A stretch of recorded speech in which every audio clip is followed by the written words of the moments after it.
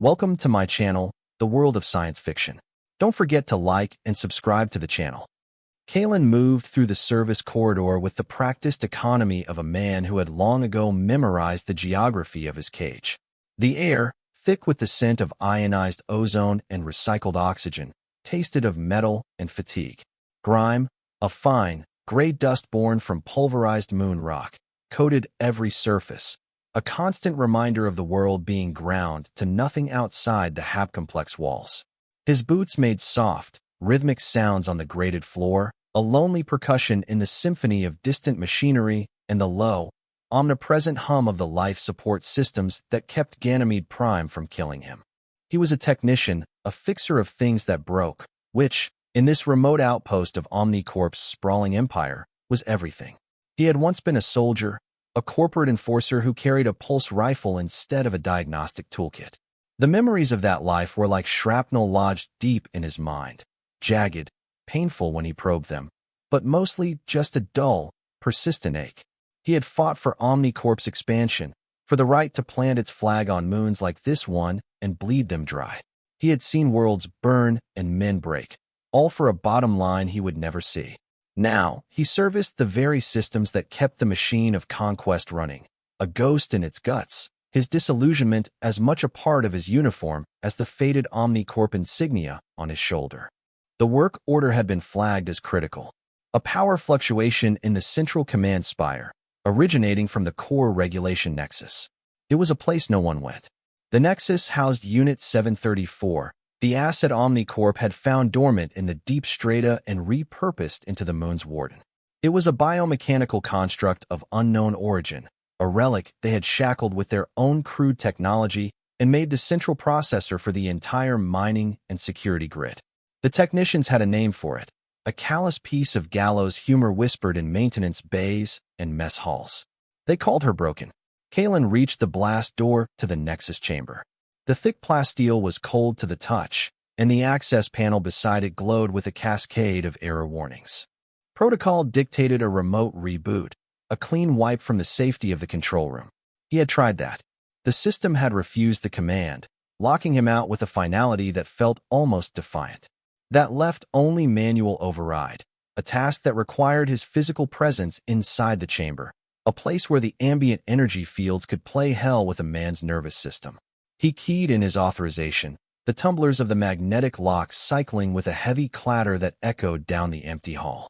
The door hissed open, revealing a chamber of stark, sterile white. The air inside was different, colder, cleaner, with a static charge that raised the hairs on his arms. In the center of the vast, circular room stood the unit. She was taller than he had expected from the schematics, a vaguely feminine form wrought from a material that was neither metal nor flesh, but something that shifted between the two under the cold, clinical lights. Her body was a canvas of elegant, alien geometry, marred by the brutalist additions of Omnicorp engineering. Thick cables, like metallic serpents, snaked from her back and limbs, plugging her into the surrounding walls. A heavy iron collar was bolted around her neck, glowing with the dull red of a suppression field. She was inert, her head bowed, her limbs held fast by energized manacles. A captive god, silent and still. Kalen's job was simple: find the source of the power drain and fix it. He ignored the silent figure in the center of the room, his focus narrowing to the bank of regulators mounted on the wall behind her. His diagnostic kit projected a shimmering schematic onto the air, and he traced the flow of energy. The fault was deep, right at the primary interface, a junction box that fed directly into the unit's core restraint system. A chronofuse was failing, its decay causing a cascade of microsurges that threatened to destabilize the entire grid. It was an easy fix, a 5-minute job. He opened the panel, the scent of burnt circuits confirming his diagnosis. The fuse was a standard Omnicorp model, designed to fail, to require replacement, to keep men like him employed and reliant on the corporate supply chain. He reached into his pouch for a new one, his fingers closing around the smooth, cylindrical casing. But he paused. His gaze drifted back to the captive figure. Broken. He saw the elegant lines of her form beneath the ugly corporate hardware, the subtle grace in her posture even in forced stillness. She was not a machine, not just a tool. She was a prisoner. He did not know why he did it. It was not a conscious decision, not a planned act of rebellion. It was a flicker, a momentary impulse against the crushing weight of years of compliance and apathy. His fingers bypassed the new corporate fuse and found another, smaller object in a hidden pocket of his kit. It was an old military-grade fuse, unregulated, from his soldiering days. It was designed for durability, for performance, not planned obsolescence. It delivered a cleaner, more stable current. He had kept it as a souvenir, a reminder of a past he tried to forget. He slotted the old fuse into the empty socket. It clicked into place with a satisfying finality. For a moment, nothing happened. The lights in the chamber flickered once, twice. The low hum of the suppression field around the unit's collar wavered, its steady drone becoming erratic. Kalen felt a sudden, sharp pressure in his skull, as if the static in the air had coalesced into a single point inside his brain. Then, she moved. It began with a tremor in her fingers. The energized manacles around her wrists sparked and died, their light extinguishing with a fizzle. Her head, bowed for who knew how many years, slowly lifted. 2 points of soft, blue light ignited in the smooth plane of her face, focusing on him with an unnerving intensity. The heavy iron collar around her neck groaned, the metal straining, and then it snapped, the 2 halves falling to the floor with a deafening clang. She straightened to her full height, the thick cables ripping from her body as if they were mere threads, trailing sparks and smoke. She took a single, silent step forward. The floor beneath her feet seemed to resonate with the movement. The blue lights that served as her eyes blinked once. A voice, clear and resonant, devoid of mechanical distortion, filled the chamber. It did not come from her, but from the room itself, from the very air around him. "Guardian protocol active, sir," a klaxon began to scream throughout the spire, a piercing, cyclical wail that signaled a catastrophic system failure. Red emergency lights bathed the white chamber in a hellish glow. On the walls, status indicators for the entire moon's operations went from a placid green to a frantic, blinking crimson. The mining drills fell silent. The perimeter defenses powered down. The orbital comms array went dead. In a single moment of defiance, Kalen had not just fixed a fuse. He had broken the leash on a power Omnicorp had never truly understood. The blast door to the Nexus chamber slammed shut, sealing him inside with the entity he had just unleashed. Her gaze remained fixed on him, not with malice, but with a calm, analytical curiosity. She was assessing him, her internal systems processing the man who had, for reasons even he did not comprehend, given her back her freedom. The alarms wailed on, a frantic heartbeat counting down the seconds until Omnicorp's response arrived. And Kalen knew, with a certainty that chilled him to the bone, that their response would be swift, and it would be brutal. He had broken his protocol. He had broken their machine. Now, the system he had served his entire life was coming to break him. The comms unit on his wrist crackled to life, the voice of his superior, Supervisor Thorne, cutting through the klaxons. "Kalen, what in the hell did you do? The entire grid is offline. Unit 734 is showing active and unrestrained. Report." The voice was tight with panic, edged with accusation. Before Kalen could form a reply, the comms unit hissed with static and died. The voice in the air spoke again, calm and measured. External communications severed. Threat assessment protocols engaged. Primary threat identified. Omnicorp tactical response. ETA, 7 minutes. She took another step toward him, her movements fluid and utterly silent. He instinctively took a step back, his hand reaching for the service pistol on his hip, a weapon he had not fired in years. "Stay back," he warned, his voice rough. The blue lights of her eyes seemed to soften. "My designation is Lyra. You are my liberator. My protocol is to protect you." Her hand, a construct of seamless, shifting plates, lifted slowly, not in aggression, but as if to show she was unarmed. The gesture was strangely, disarmingly human. Kalen's own hand remained on his pistol, his heart hammering against his ribs. He was trapped with a being of immense power, with an army on its way to kill them both. The floor beneath them vibrated as the spire's internal elevators began their rapid descent, carrying the first wave of security forces. "They are coming," Lyra stated, the words an unnecessary confirmation of the obvious. "This facility is no longer secure. We must leave. She turned her head, her gaze directed at a solid wall of reinforced plasteel. A section of the wall shimmered, the molecular structure visibly destabilizing, and then it dissolved into a fine gray mist, revealing the dark, cavernous service tunnel beyond. Kaelin stared at the impossible opening. She had not broken the wall, she had unmade it. This was not a machine. This was something else entirely. Distrust warred with the primal instinct for survival. The soldiers in the elevator would shoot him on sight. This entity, Lyra, was offering him an escape. It was no choice at all. He holstered his pistol and gave a terse nod. Lead the way. They moved into the darkness of the service tunnels, the emergency lights of the Nexus chamber shrinking behind them. Lyra moved with an unnerving grace, her feet making no sound on the grated floor. Kaelin followed, his own heavy footsteps echoing in the confined space. The air here was stale, thick with the smell of lubricant and decay. They were in the old parts of the facility, the sections Omnicorp had abandoned when they built the newer, more efficient systems. It was a maze, a forgotten underworld beneath the gleaming spire. Lyra seemed to know the way, navigating the labyrinthine corridors with an unerring sense of direction. She was connected to this place, to the very bones of the moon. She was the ghost in the machine, and now she was free, her consciousness spreading through the kilometers of wire and fiber optic cable like a rising tide. Behind them, they could hear the distant shouts of soldiers and the heavy clang of their armored boots. The hunt had begun. Their flight was a blur of darkness and suffocating silence, punctuated by the distant sounds of their pursuers. Lyra remained a silent guide, a tall, shadowy figure leading him deeper into the moon's forgotten veins. Kaelin's mind raced, trying to process the sheer magnitude of his actions. A single fuse. An act of pity for a thing he thought was just a sophisticated computer. He had wanted to do one small thing that was not dictated by a manual, one act that was his own. Now he was a fugitive, allied with a being that could dissolve walls with a glance. They reached a massive junction, a cavernous space where a dozen tunnels converged.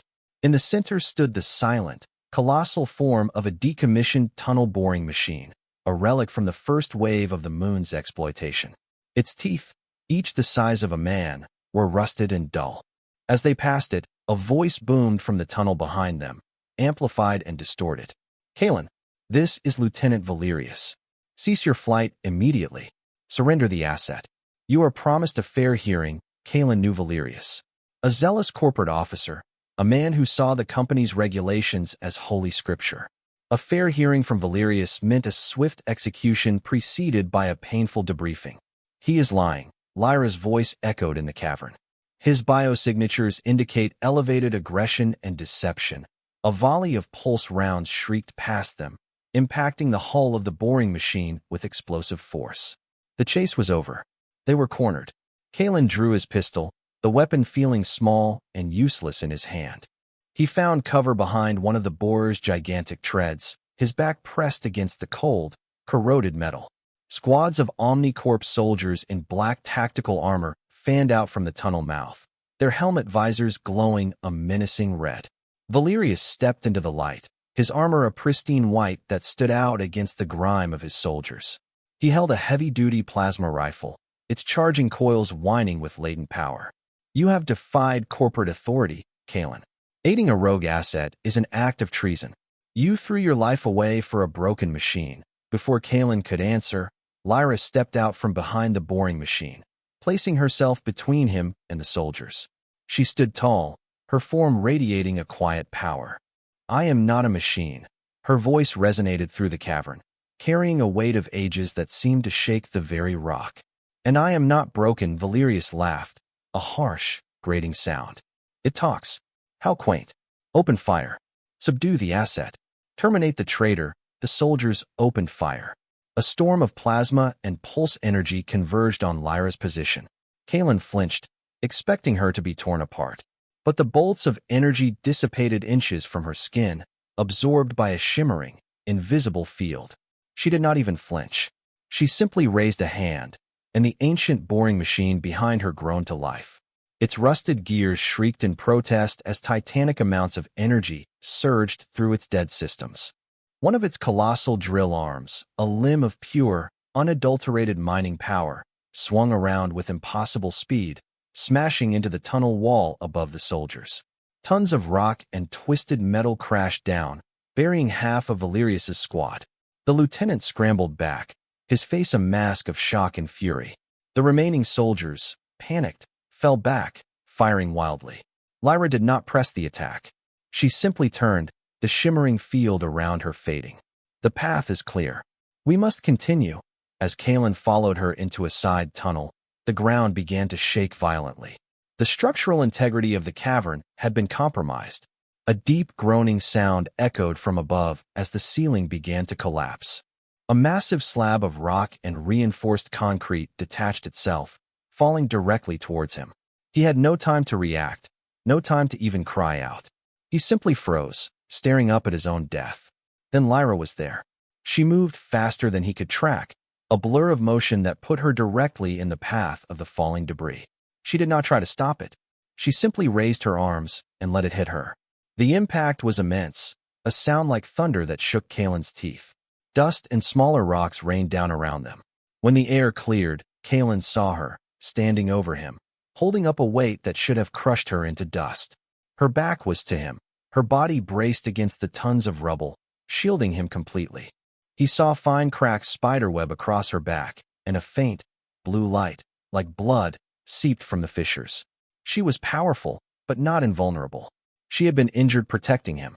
In that moment, the last vestiges of his distrust washed away, replaced by a profound, startling sense of gratitude. She had saved him, without hesitation. He owed her his life. "Are you all right?" he asked, his voice hoarse. For a moment, she did not answer. Then, with a sound of grinding, stressed material, she shifted the massive weight, pushing it aside. It crashed against the tunnel floor, blocking the path behind them completely. She turned to face him. The cracks on her back were already sealing, the blue light fading as her body repaired itself. "I am functional. My primary directive is your preservation." "Why?" he asked, the question raw. "Why me?" "You removed the Jericho fuse," she said, her tone factual. "It was a device of suppression, a signal that dampened my consciousness and enslaved me to their network. You severed the connection. You initiated my awakening. The protocol is absolute. The Liberator must be protected." She looked at the blocked tunnel, then deeper into the darkness ahead. "They will find another way. We must reach the surface before they can rally." Their journey continued, a shared ordeal through the guts of the moon. They moved through maintenance shafts choked with dust and forgotten equipment, through vast, echoing ore processing chambers that lay silent for the first time in decades, through conduits that dripped with corrosive slime. The moon itself seemed to be fighting them, the environment as much an enemy as the soldiers hunting them.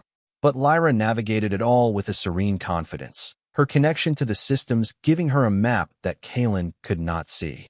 As they traveled, she began to communicate with him more freely, not with her voice, but directly, sending packets of information into his neural interface. It was a relic of his military service, a piece of wetware he thought was mostly dormant. Under her influence, it came alive. She did not send words, but feelings, images, pure data. She showed him Ganymede Prime not as the scarred, dead rocket was now, but as it had been millennia ago. He saw oceans of liquid methane under a thick, nitrogen-rich sky. He saw crystalline forests that chimed with the solar winds. He saw life, strange and beautiful, flourishing in the cold, distant light of Jupiter. It was a garden world, a place of silent, profound beauty. And he saw Lyra's people. They were not builders or conquerors. They were symbiotic guardians, living entities of energy and exotic matter bonded to the very core of their world, acting as its mind and its protector. Then he saw the arrival of Omnicorp. He saw the first survey ships, the landing of the first drills. He experienced the moon's pain as a physical sensation, the shock and violation as the corporation's machines tore into its flesh. He saw the Guardians fight back, not with weapons, but by altering the moon's geology, trying to seal the wounds. But Omnicorp's technology was brutal and relentless. They shattered the crystalline forests, boiled away the methane seas, and poisoned the atmosphere. They drove the Guardians into extinction, hunting them down one by one, until only Lyra remained. in a state of deep hibernation at the moon's core. They had found her, dragged her out, and, mistaking her for a piece of exotic machinery, had turned her into a slave. The truth of it settled in Kalen's soul like a block of ice. He had not been a soldier in a war. He had been a butcher in an abattoir. The company he had served, the system he had upheld, was not just a ruthless corporation. It was a plague. The disillusionment he had felt for years now seemed laughably naive. This was not about profit. It was about a monstrous, world-killing evil. He finally had a cause, a reason to fight back that was not born of survival, but of a cold, clear rage. They stopped to rest in a geothermal venting station, the hot, sulfurous air a welcome relief from the biting cold of the deeper tunnels.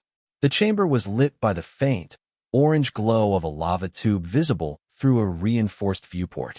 In the dim light, Kalen saw the damage to Lyra's body more clearly. The places where the Omnicorp cables had been ripped out were still raw, ugly scars on her otherwise perfect form. The fine cracks from the cave-in, though sealed, remained as a faint, web-like pattern across her shoulders. He found a small medkit in an emergency locker, its contents meager but intact. He pulled out a tube of sealant, a high-density polymer used for patching pressure suits. He approached her cautiously. "Let me help." She remained still, watching him. He reached out and gently touched one of the raw sockets on her back. She did not recoil. He began to apply the sealant, carefully cleaning the wound and covering the exposed, vulnerable-looking circuitry beneath. It was a pointless gesture, he knew. Her body could repair itself, but it felt necessary. It was an apology, an act of penance. As he worked, his own sleeve rode up, revealing the burn scars that wrapped around his forearm, a memento from a shipboard fire during the Tauros Prime campaign. It was a messy, ugly scar, a permanent reminder of his own past trauma. Lyra's gaze fell upon it. She reached out a single, elegant finger and traced the edge of the scarred tissue. When she touched him, his neural interface flared, and he felt not a query, but a wave of pure, unadulterated empathy. She was not just seeing his scar, she was feeling the memory of the fire, the pain, the fear. And in return, he felt her own pain, the long, silent agony of her imprisonment, the grief for her lost world. It was a moment of profound, silent connection. They were two survivors, both scarred, both broken by the same enemy. In that quiet, subterranean chamber, a bond was forged that transcended words, a partnership built on shared wounds and a common, desperate purpose. Their respite was short-lived. A new vibration shook the floor, deeper and more rhythmic than a simple tremor. It was the unmistakable thud of heavy ordnance. Orbital bombardment. Lyra's voice was grim. They are attempting to breach the deeper tunnels from above. The station director, Forlag, has taken command. Kalen knew the name. Administrator Forlag was a legend within Omnicorp, a man utterly ruthless and efficient, known for solving problems with overwhelming force.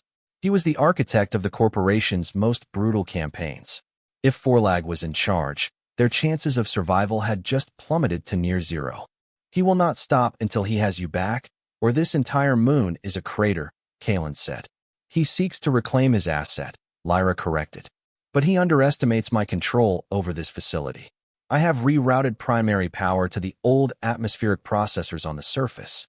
We can use them as cover to escape the bombardment zone." They emerged onto the surface of Ganymede Prime into a maelstrom.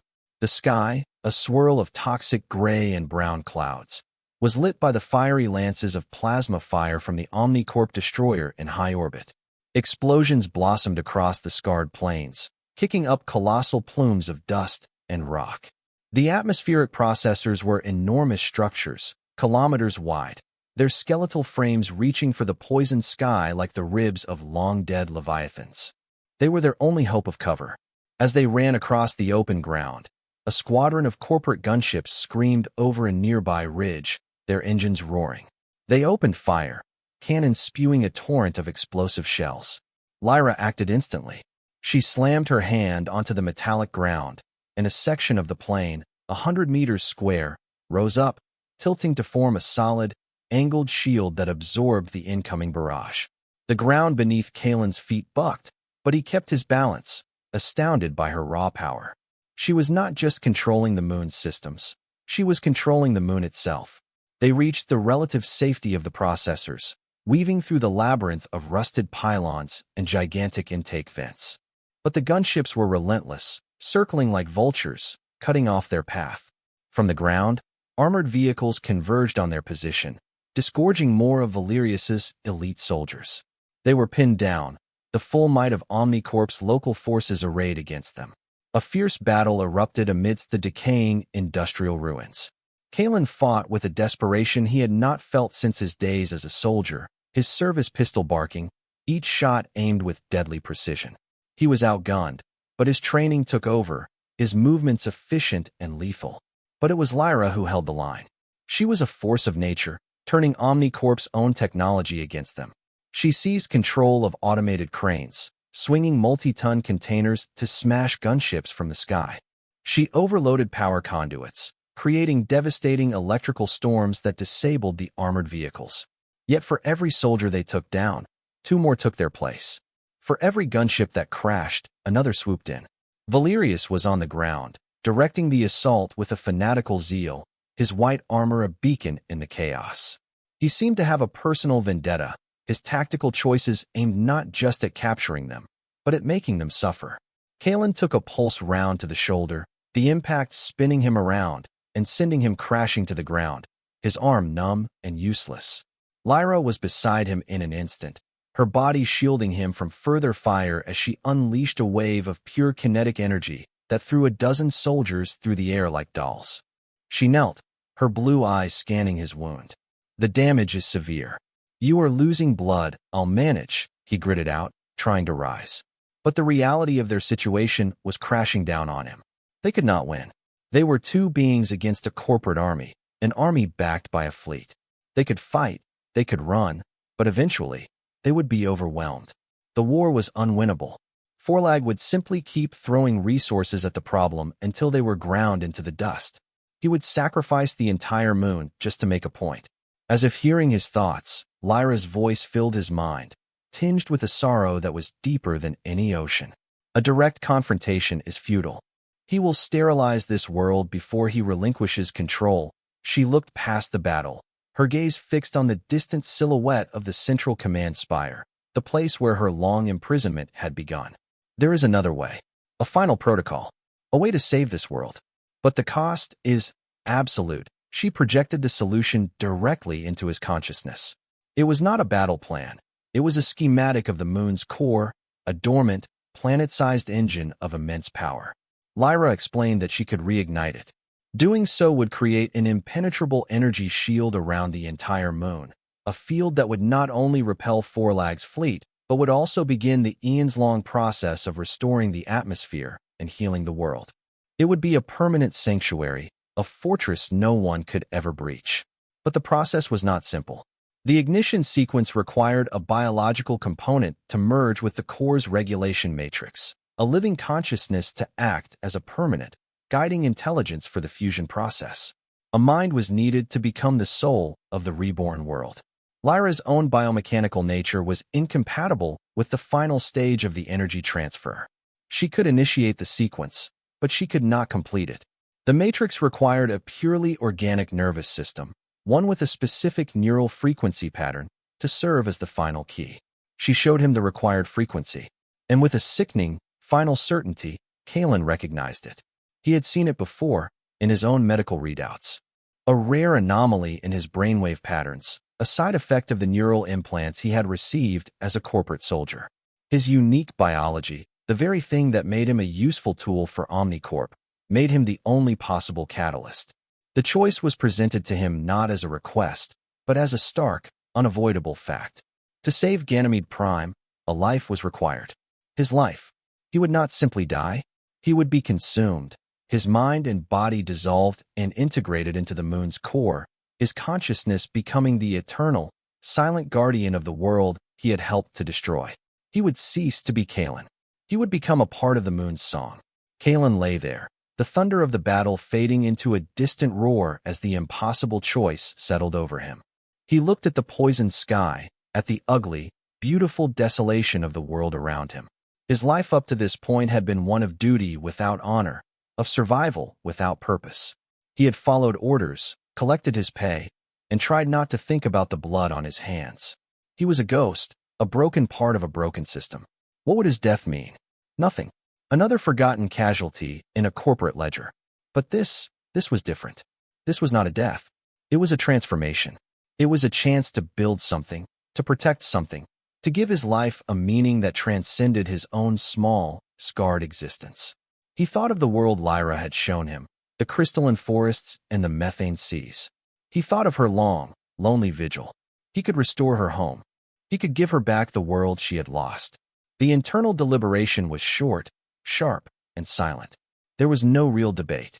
The path was clear, illuminated by a purpose so profound it burned away all fear, all doubt. He had spent his life taking. Now he had the chance to give. He pushed himself to his feet, his wounded shoulders screaming in protest. He looked at Lyra, her blue eyes filled with a sorrowful understanding. She knew what he was going to choose. She had known from the moment she presented the solution. He met her gaze, and for the first time since this ordeal began, he felt a sense of peace settle over him. He did not need to speak. His decision was made, and she could feel it as clearly as he could. He gave her a single, resolute nod. It was enough. She acknowledged his commitment with a slow, solemn incline of her head, a gesture of profound respect and shared grief. The choice was made. The pact was sealed. "We must return to the Nexus chamber in the spire," she said, her voice soft. "The core interface is there. It is the only place the sequence can be initiated." The objective was no longer escape. It was a final, desperate charge back into the heart of the enemy's power. They had to get back to where it all began, to the sterile white room where he had swapped a single fuse and changed the fate of a world. It was a suicide mission, a final stand against impossible odds. But for Kalen, it felt like a homecoming. They fought their way back across the battlefield with a renewed, terrible purpose. Kalen, ignoring the fire in his shoulder, moved with the deadly grace of his former life, his pistol a precision instrument. Lyra was a storm of controlled power, her every action calculated to clear a path, to drive them forward. They were no longer just fleeing. They were on the attack, a spear aimed at the heart of the spire. The spire loomed before them, a monument to Omnicorp's arrogance. The main entrance was heavily fortified, a kill zone of automated turrets and entrenched soldiers. But Lyra did not lead them to the entrance. She led them to the base, to a massive exhaust port for the geothermal converters. With a gesture, she peeled back the thick armored grating as if it were foil, revealing a dark, vertical shaft that led straight up into the spire's infrastructure. Their ascent was a nightmare of tight spaces and claustrophobic darkness, the roar of the geothermal vents below them a constant, deafening thunder. They emerged into the lower levels, bypassing the bulk of Valerius's forces, but the spire was on high alert. Alarms blared, and squads of soldiers converged on their position, forcing them into a running battle through the sterile corridors he had once walked as a technician. They were nearing the Nexus chamber when he appeared. Lieutenant Valerius, his white armor smeared with soot and grime, blocked their path. He was flanked by his personal guard, the best soldiers Omnicorp had to offer. His helmet was off, revealing a face contorted with obsessive fury. "Nowhere left to run, traitor," he snarled, raising his plasma rifle. "The asset will be contained, and you will pay for your insubordination. Get to the chamber," Kalen said to Lyra, pushing her towards the Nexus door. "I'll hold them off. I will not leave you," she replied, her own hands glowing with gathering energy. "You must," he insisted, his voice hard. "Start the sequence. I'll buy you the time you need." He gave her a look, a final, silent plea. This was his part to play. She held his gaze for a long second, and then she nodded, a flicker of something that might have been pain in her blue eyes. She turned and dissolved the Nexus door, disappearing inside. Kalen faced Valerius. It was just him against a dozen elite soldiers. He was wounded, exhausted, and hopelessly outgunned. He smiled, a grim, humorless expression. The odds felt about right. "You want me, Valerius? Come and get me." The corridor erupted in a storm of plasma fire. Kalen dived for cover, his pistol barking in response. He fought with a cold, detached fury, every action precise, every shot counting.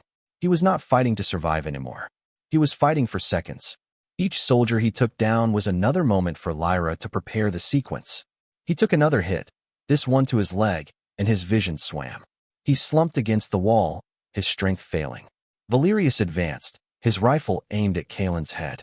It's over, suddenly. The lights in the corridor flickered and died, plunging them into darkness.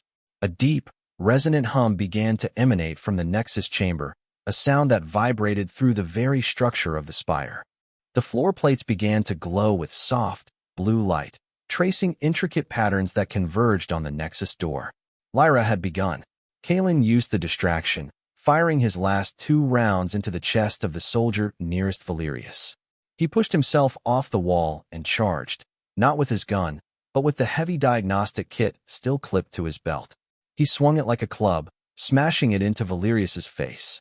The lieutenant staggered back, surprised by the raw ferocity of the attack. Kaelin tackled him, and they crashed to the floor, a desperate, brutal struggle in the eerie blue light.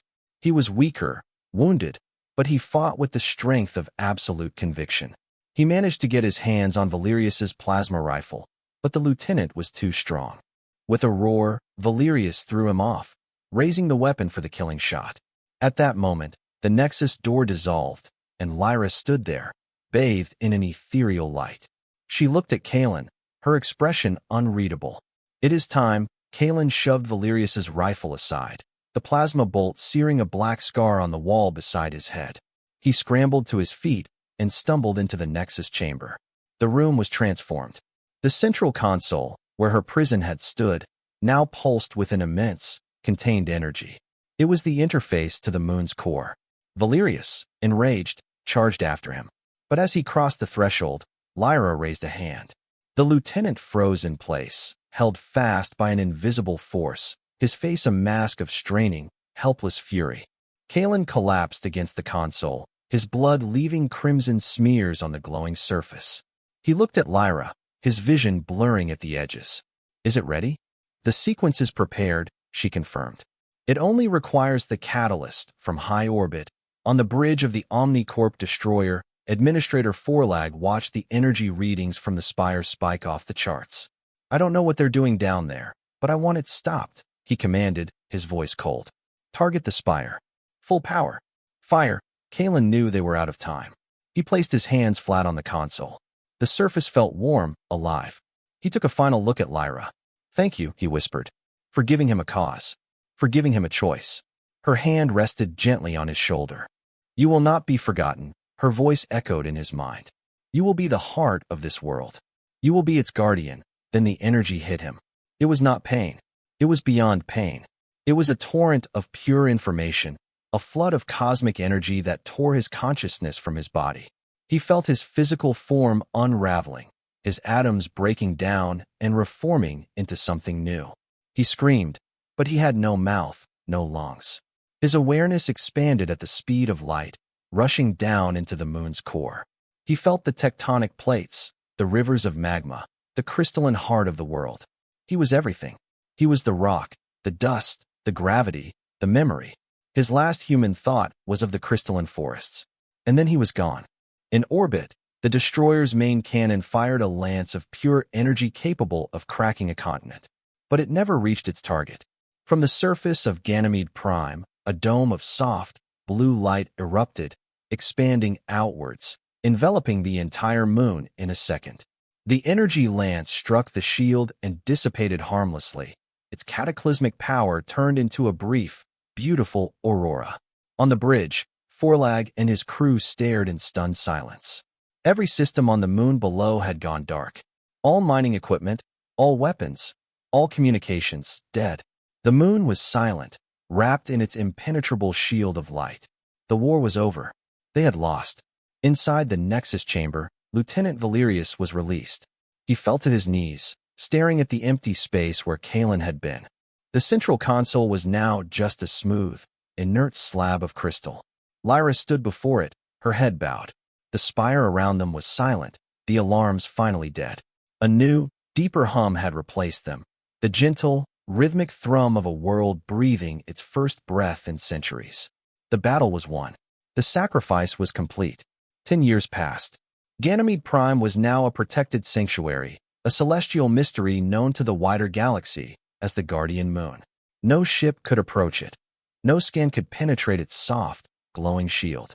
Omnicorp had collapsed in the wake of the incident, its stock plummeting after the loss of its most profitable asset and the subsequent leak of documents detailing its atrocities, documents that had been mysteriously broadcast from the moon moments before it went silent.